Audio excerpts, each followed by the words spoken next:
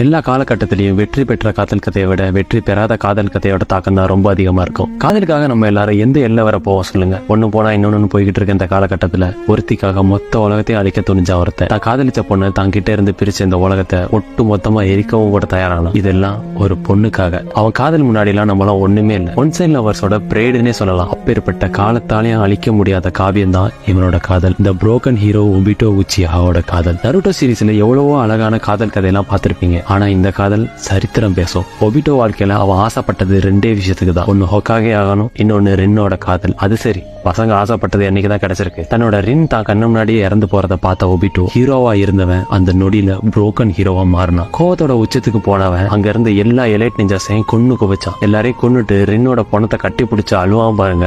அந்த பாடமே அவனுக்காக கண்ணீர் வடிக்கும். நம்ம அதிகமா நேசிச்சவங்களை நம்ம கண்ணு முன்னாடியே இழக்கிற வலிக்கு முன்னாடி மத்த வழியெல்லாம் ஒண்ணுமே இல்லைன்னு தோணும். கடைசியில மாதராவும் அவனை ஏமாத்திட்டான்னு தெரிஞ்சு இவ்வளவு நாள் நம்மள யூஸ் தான் பண்ணிருக்கான்னு உடஞ்சு போய் திருந்தணும்னு நினைக்கும் போது அவன் உயிர் அவனை விட்டு பிரிஞ்சிடும். இதெல்லாம் அவளுக்காக தான் பண்ணேன் அப்படின்னு சொல்லிட்டு கடைசியா அவனோட வாழ்க்கையை ஒரு செகண்ட் திரும்பி பார்த்தா மொத்தமா தோல்வி மட்டும்தான் எஞ்சி